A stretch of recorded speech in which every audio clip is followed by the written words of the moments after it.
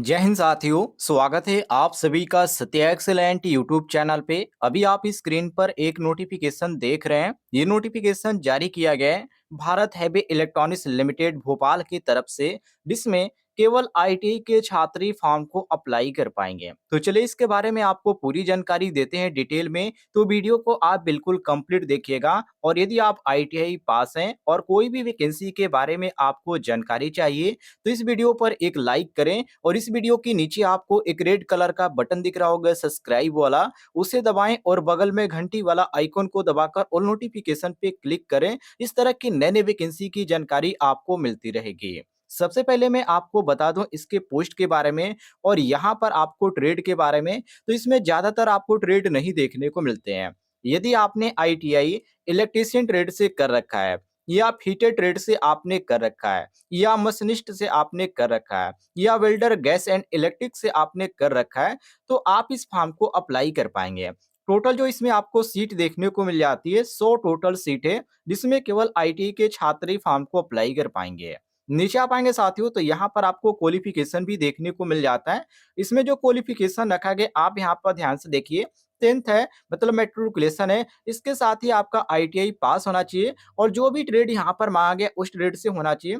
और यहाँ पर जो इंस्टीट्यूट है वो मध्य प्रदेश से मांगा गया है कि मध्य प्रदेश से ही आपका जो आईटीआई है वो कंप्लीट होना चाहिए, वो भी एनसीवीटी से है। दूसरे नंबर पे यहाँ पर जो भी अदर ट्रेड है उसमें भी यहाँ पर कहा जा रहा है कि उससे आपका आईटीआई कंप्लीट होना चाहिए और कम से कम आपका जो परसेंटेज होना चाहिए वो आईटीआई में, यहाँ पर ध्यान से देख लीजिएगा, 60% यहाँ पर मांगा गया है।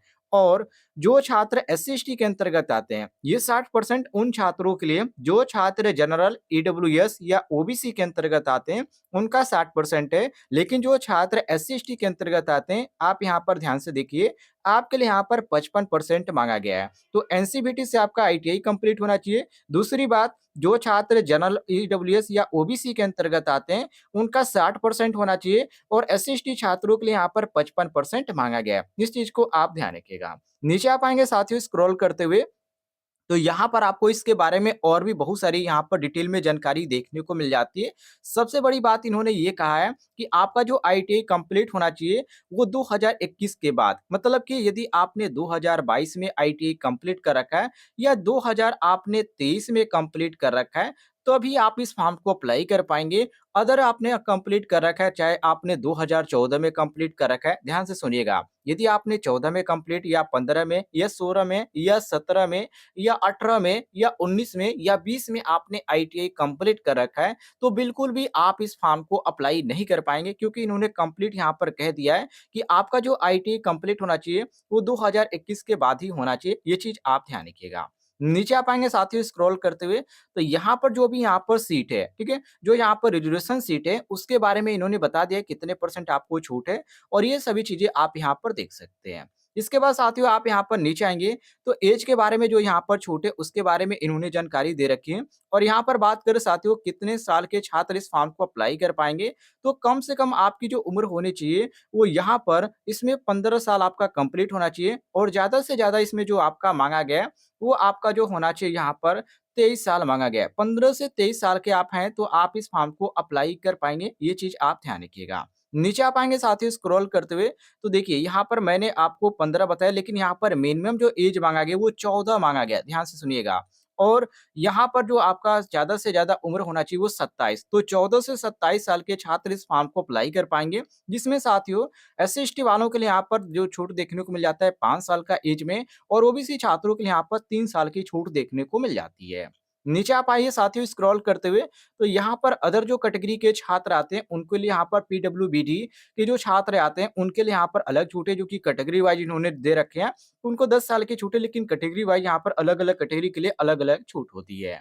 नीचे आप आइए साथियों स्क्रॉल करते हुए तो यहाँ पर स्टिपेंड के बारे में बता रखा है कि आपको ट्रेनिंग के दौरान कितना पेमेंट दिया जाएगा। तो इन्होंने यहाँ पर कोई भी दर्शाया नहीं कि आपको इतना पेमेंट दिया जाएगा, लेकिन एक चीज इन्होंने कन्फर्म कर दिया कि जो भी आपको पेमेंट दिया जाएगा इस वेल कंपनी के अंतर्गत ही आपको पेमेंट दिया जाएगा, ये चीज आप ध्यान रखिएगा। नीचे आप आएंगे साथियों तो कुछ यहाँ पर जनरल आपको कंडीशन दे रखी है इसके बारे में, तो इसमें यही चीज यहाँ पर बताया गया कि आप पहले से किसी भी आप संस्था से, चाहे आपने प्राइवेट से या गवर्नमेंट से यदि आपने अप्रेंटिस कर रखा है, तो आप इस फॉर्म को अप्लाई बिल्कुल भी नहीं करेंगे क्योंकि आपने पहले अप्रेंटिस कर रखा है। नीचे आप आएँगे साथियों स्क्रॉल करते हुए, तो यहाँ पर आपको अप्लाई करने का पूरा प्रोसेस देखने को मिल जाता है। सबसे पहले चीज़ इन्होंने यहाँ पर बताया सिलेक्शन प्रोसेस के बारे में, तो यहाँ पर आप पहले अप्लाई का यहाँ पर स्टेप बाय स्टेप देख लीजिए। तो सबसे पहले आपको यहाँ पर क्या करना है, अप्रेंटिसशिप की जो ऑफिशियल साइट है, उस पे आपको रजिस्ट्रेशन करना है। आप यहाँ पर देखिए, साइट भी यहाँ पर दिया गया है www.apprenticeshipindia.gov.in, इसकी ऑफिशियल साइट है। यहाँ पर आपको क्या करना है, सबसे पहले रजिस्ट्रेशन करना होगा। और यदि आपको जानकारी नहीं है कि मोबाइल के द्वारा कैसे रजिस्ट्रेशन किया जाता है, तो उसका लिंक मैं आपको दे दूँगा इस वीडियो के डिस्क्रिप्शन बॉक्स में, जहाँ से मात्र एक वीडियो देखकर आप मोबाइल के द्वारा भी रजिस्ट्रेशन कर पाएँगे। दूसरी चीज़ दूसरी चीज़ ये है साथियों, आप यहाँ पर ध्यान रखिएगा, रजिस्ट्रेशन करने के बाद आपको लॉगिन करना है और वहाँ पे आपको सर्च करना है। यहाँ पर देखिए, जो यहाँ पर एस्टेब्लिशमेंट यहाँ पर दिया गया है, ये चीज़ आपको सर्च करना है और ये जो वैकेंसी है, ये आ जाएगा और जो भी ट्रेड से आप अप्लाई करना चाहते हैं, उस ट्रेड के आगे एक आपका अप्लाई नाउ का ऑप्शन देखने को मिलेगा। सिंपली आप वैसे उस पे क्लिक करेंगे और ओके माँगेगा और आपका अप्लाई हो जाएगा। कुछ ज़्यादा यहाँ पर आपको करना नहीं पड़ेगा। ये चीज़ आप ध्यान रखिएगा। नीचे आप आएँगे साथियों, तो अब यहाँ पर बताया गया है कि आपका अगले स्टेप में क्या होगा। तो इसमें आपका रिटेन टेस्ट कराया जाएगा। मेरिट बेस पे आपका नहीं होने वाला है। हर एक वैकेंसी अप्रेंटिसशिप की आती है तो मेरिट बेस पे होती है। लेकिन ये जो है आपकी मेरिट बेस पे नहीं होने वाले। जिसमें साफ तौर पे लिखा गया है जो इसका रखा गया है साथियों, वो आपका जो रखा गया है रिटेन टेस्ट के अंतर्गत आपका रखा गया।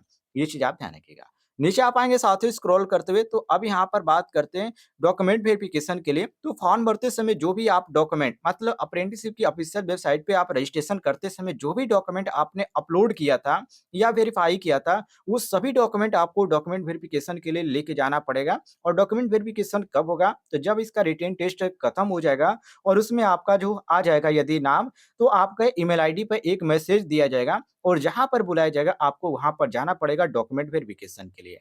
तो इस समय रेलवे की भी वैकेंसी बहुत सारी आ चुकी है, जिसके बारे में मैंने आपको अलग-अलग वीडियो के माध्यम से जानकारी दिया था। यदि आपने वो वीडियो नहीं देखा है, तो चैनल पे अपलोड है, आप जाकर देख लीजिएगा। वैसे में बहुत सारे छात्र ऐसे हैं जो कि यहाँ पर गवर्नमेंट जॉब की तलाश कर रहे हैं, लेकिन एक आपकी गवर्नमेंट जॉब के भी अंतर्गत आ रही है, जो कि मैंने कल की डेट में आपको बताया था। उसमें काफ़ी अच्छे आपको यहाँ पर सीट देखने को मिल जाती है और काफ़ी ज़्यादा ट्रेड भी उसमें दिया गया है और काफ़ी यहाँ पर अच्छी सैलरी भी दिया जा रहा है। तो उस वीडियो को भी आप देख लीजिएगा, हो सकता है आप फॉर्म भरना चाहें, तो आप भर सकते हैं, कोई भी दिक्कत नहीं है और उसमें काफ़ी कम डेट भी रखा गया है। तो फॉर्म अप्लाई करने वाले छात्र अप्लाई कर लीजिएगा। अब यहाँ पर बात करते हैं अप्रेंटिस की। तो बहुत सारे ऐसे छात्र हैं जो कि आईटीआई करने के बाद रेलवे में अप्रेंटिस करना चाहते हैं, तो उनके लिए एक वैकेंसी निकल के आ रही है नॉर्दर्न रेलवे के अंतर्गत, जो कि मैंने आपको एक वीडियो के माध्यम से बताया था। तो जो भी छात्र फॉर्म को अप्लाई करना चाहते हैं, एक बार उस वीडियो को ज़रूर देखिएगा और पूरी जानकारी आप समझिए। उसके बाद अप्लाई करना चाहते हैं या अप्लाई नहीं करना चाहते हैं, वो आपके ऊपर डिपेंड करता है।